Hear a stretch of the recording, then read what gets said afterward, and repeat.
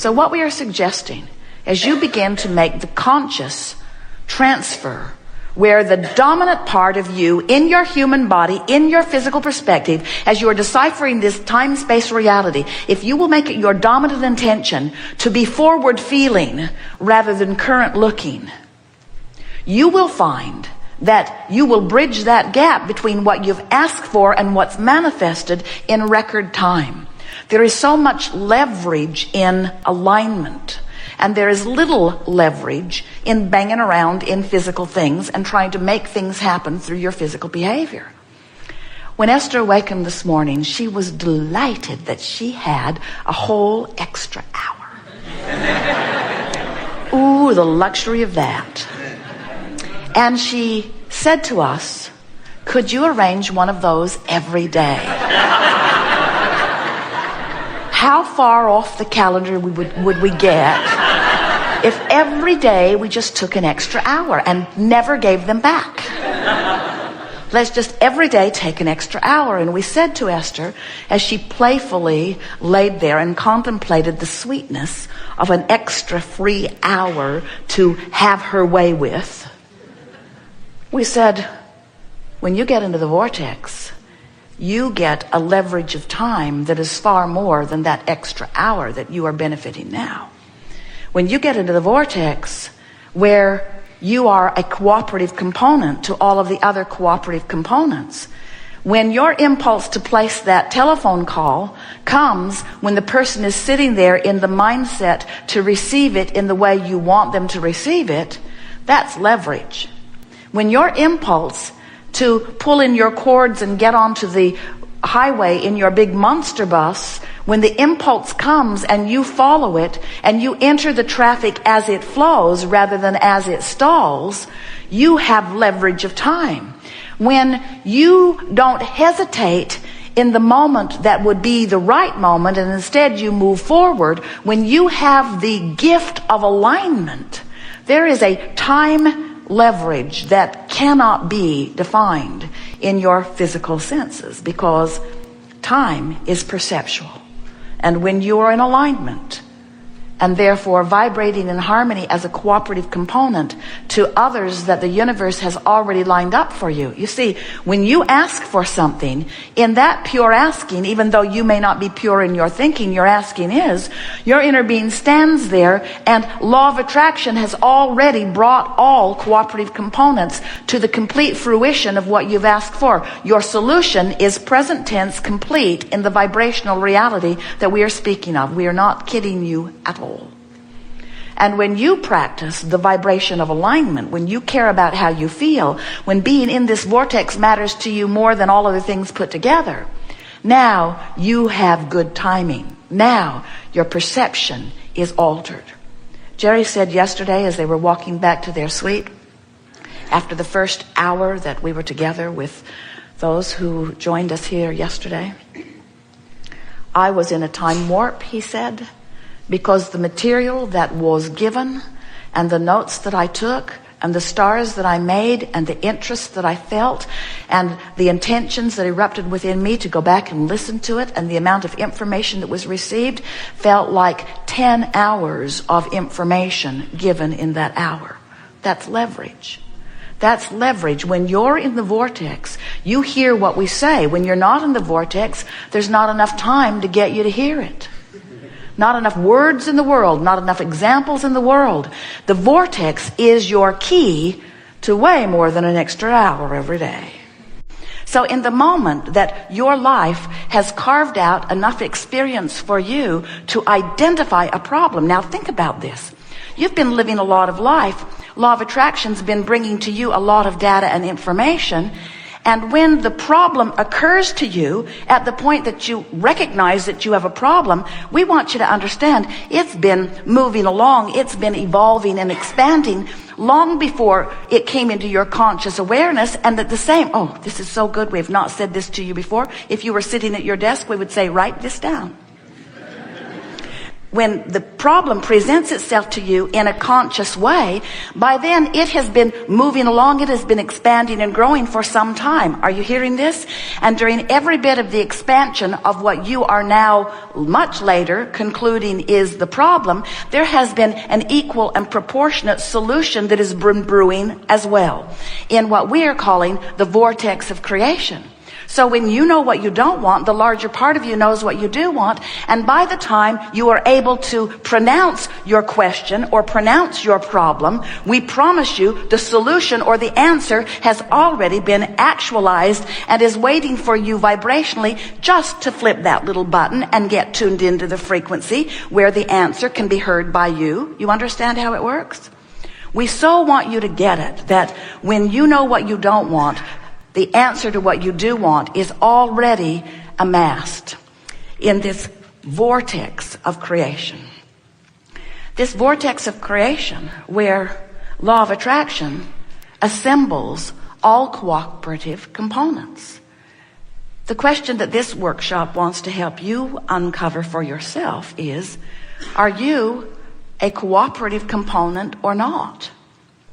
Are you allowing yourself to be assembled with all of the cooperative components so that you get to have the manifestation? Can you feel your way into cooperation, or do you have to see your way into cooperation? That's really the big question that we want to uncover and highlight and amplify until you really get it here today. We want you to feel the power of your questions and the power of your situations and issues and problems. But more than that, we want you to take the bounce that awareness of that problem gives you, the bounce. We want you to try to feel your way forward into this vortex of creation where the solution already exists. Did we convince you that there is a vortex of creation? And do you accept that you are vibrational beings? Because that is the basis of the understanding of this gathering. You have to accept that you are vibration first and foremost. You are so good at your physical translation, and this reality that you call real life reality is so vivid with all that you can see and hear and smell and taste and feel about it. In other words, it's vivid, and we know it's intoxicating. We know it's addictive. We know it's compelling. We know that it's enticing. We know that in most cases it has your full attention.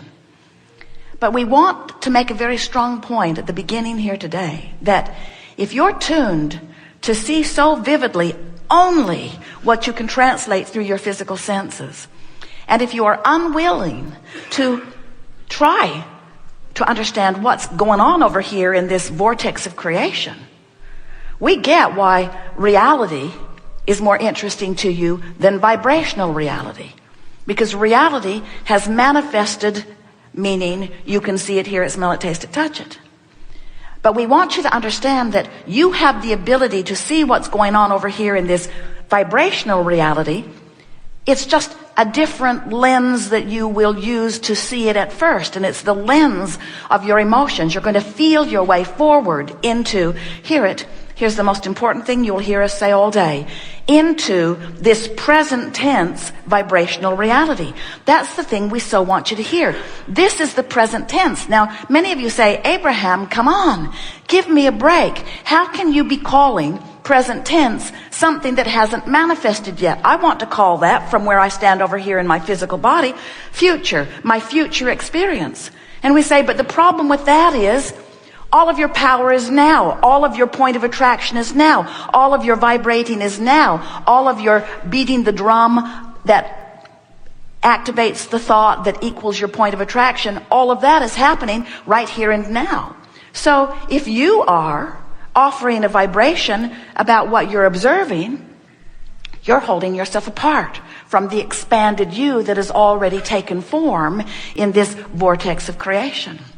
We know it's a little mind twisting that happens as we try to convey to you the wholeness of who you are. We know that it's not easy to wrap your thoughts around things that you can't see, but we also know you are vibrational beings and have been from the moment you set forth into this physical body. There has been a vibrational relationship going on between you and you, between the non-physical you who remains in non-physical, even though the physical you is here. There has been a vibrational relationship going on between you and you as long as you have been here in this physical body.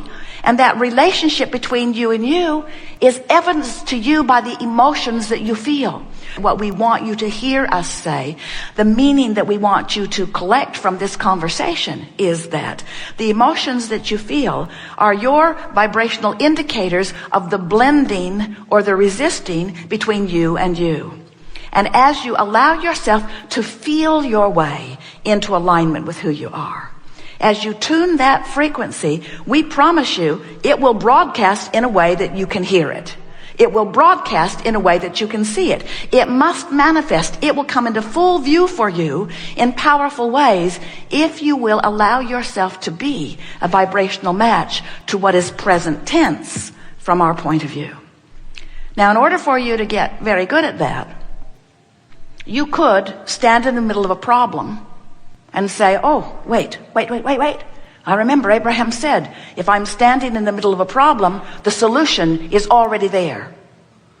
So good to know. It's already there.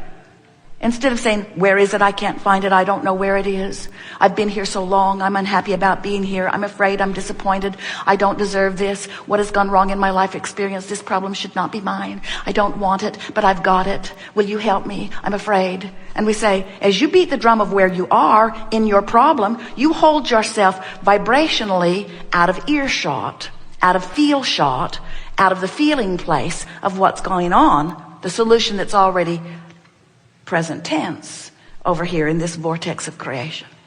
So all day today, you're going to hear us. You're going to talk about a lot of things, and we're going to give you one eventually very boring answer.